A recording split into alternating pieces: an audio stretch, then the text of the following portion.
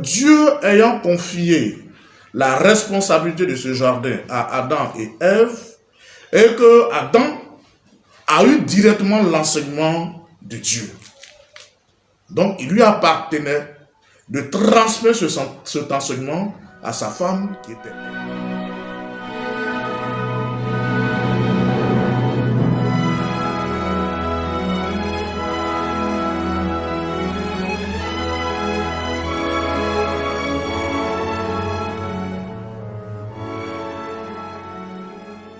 Je dédie ce cours à l'amour et surtout à la réconciliation qui doit pouvoir exister entre tous les frères, entre toutes les sœurs, entre tous les Ivoiriens. Et je pense que depuis quelques années, nous avons de sérieux problèmes. Et donc, nous souhaitons que le Saint béni soit-il, à travers cet enseignement d'aujourd'hui, les uns et les autres comprennent l'importance de l'amour, l'importance du pardon.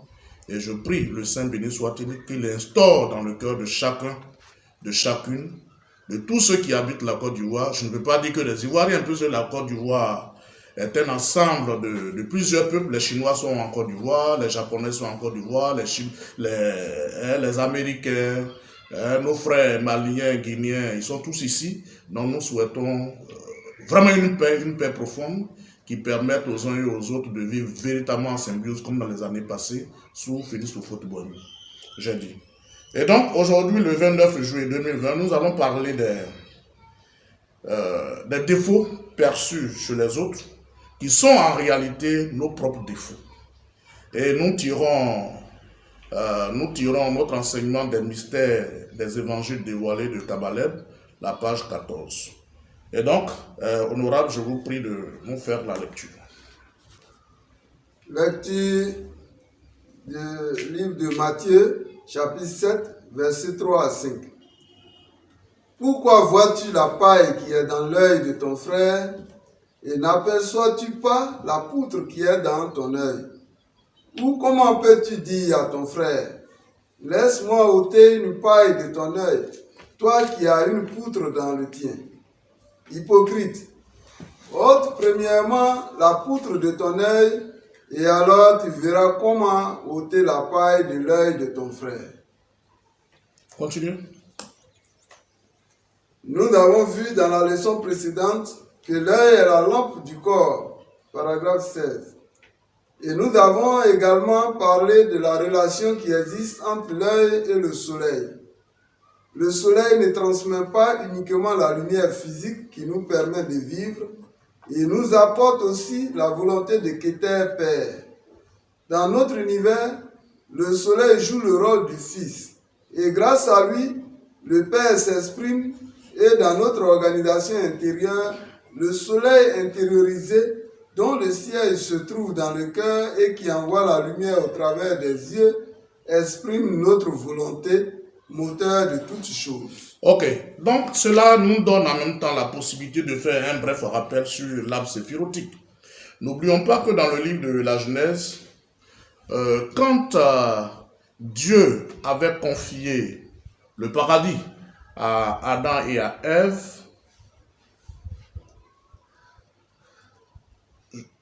il leur avait donné la responsabilité de cultiver ce jardin. Mais tout en le cultivant, tout en l'entretenant, puisque ce n'est pas eux qui ont planté les arbres. Il leur a demandé simplement de manger de tous les fruits de tous les arbres, mais de s'éloigner du fruit de la connaissance du bien et du mal. Je préfère insister là-dessus. Et donc, l'homme, effectivement, a transmis l'enseignement à Ève, qui est sa femme. Et un matin, Samaël, c'est-à-dire Satan, montait sur le dos du serpent, parce qu'il faut préciser ces choses. Ceux qui ont écrit leur Torah, c'est-à-dire les Juifs, c'est eux qui sont à même de bien nous expliquer les écrits de la Bible. La Bible, je l'ai dit déjà à plusieurs reprises, n'est rien d'autre que, je dirais, une traduction partielle. Et je précise qu'elle est partielle de la Torah. On a pris quelques paragraphes hein, pour faire la Bible.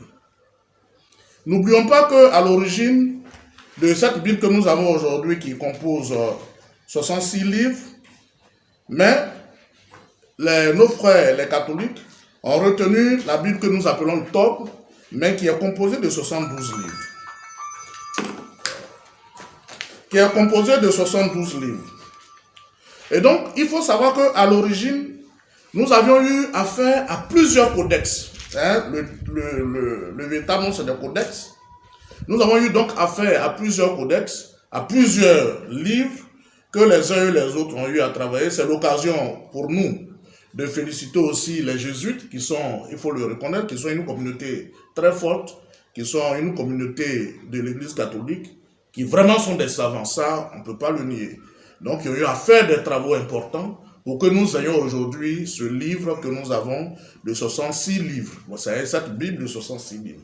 Bref, il faut aussi préciser que dans les 72 livres du Top, hein, nous avons le livre de Maccabée, un certain nombre de livres qui exposent véritablement l'enseignement ésotérique que nos frères, les chrétiens protestants, disent bien ils protestent, ils n'ont pas voulu avoir à étudier ces livres parce que effectivement ces livres relèvent un certain nombre d'éléments spirituels, ésotériques importants. Bref, donc je reviens dans le jardin de l'Éden pour dire que Dieu ayant confié la responsabilité de ce jardin à Adam et Ève, et que Adam a eu directement l'enseignement de Dieu. Donc il lui appartenait de transmettre cet enseignement à sa femme qui était Ève. Plus tard, bon, ou bien tout à l'heure, nous allons parler un peu du côté symbolique en nous basant sur les lettres qui composent Adam et qui composent Ève.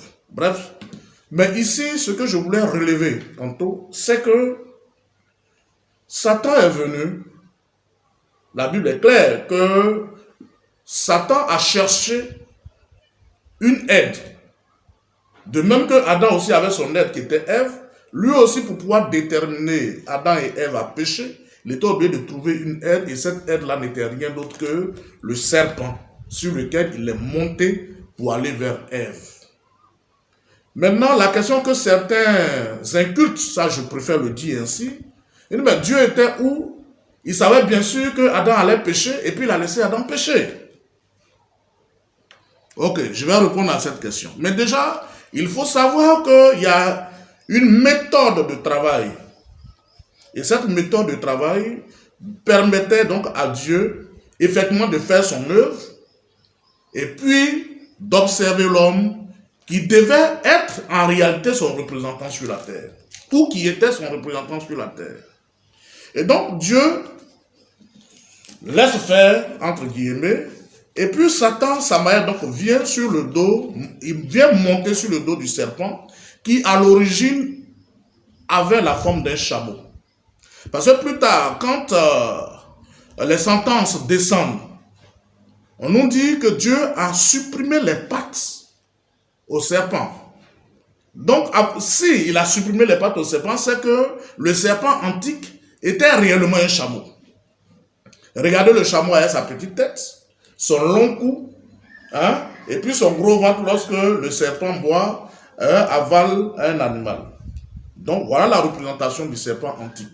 Et malheureusement pour nous, nos pasteurs, nos imams et autres, bon, je ne dis pas qu'ils nous racontent des histoires, mais ils nous donnent des enseignements qui n'ont rien à voir avec les enseignements véritables, ce qui a expliqué pour nous le fait que nous ayons ou nous allions vers les Juifs pour mieux nous expliquer. Et ce que je suis en train de dire est inscrit dans le Sefer Azoar, dans le Sefer Abaï, qui nous parle des origines de l'homme, qui nous parle de l'origine du péché. Et donc, ceux qui veulent en savoir mieux, je leur conseillerais de prendre le Sefer Azoar des Juifs pour leur permettre effectivement de comprendre, de savoir réellement ce qui s'est passé, comment est-ce que Satan a pu ruser pour emmener l'humanité à la perte. Donc je reprends pour dire que donc Satan va vers Ève et lui pose la question, est-ce que Dieu a-t-il réellement dit que vous ne mangerez pas du fruit de cet arbre? Et elle dit oui. Elle continue pour dire, et même d'y toucher.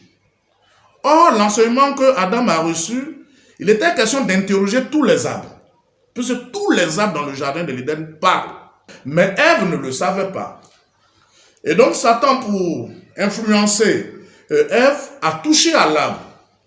Et effectivement, l'arbre s'est mis à parler. Que la main du Suprême ne me touche point, que tant, je m'arrête là. Et donc, elle a été tellement émerveillée par l'enseignement que l'arbre a donné. Et ensuite, à Satan maintenant de continuer pour dire, tu as vu, rien que le toucher de l'arbre, tu as commencé à avoir des enseignements. Mais imagine un peu que tu aies pris le fruit et que tu aies mangé. Parce que Dieu même sait que si vous mangez de ce fruit, vous serez semblable à lui.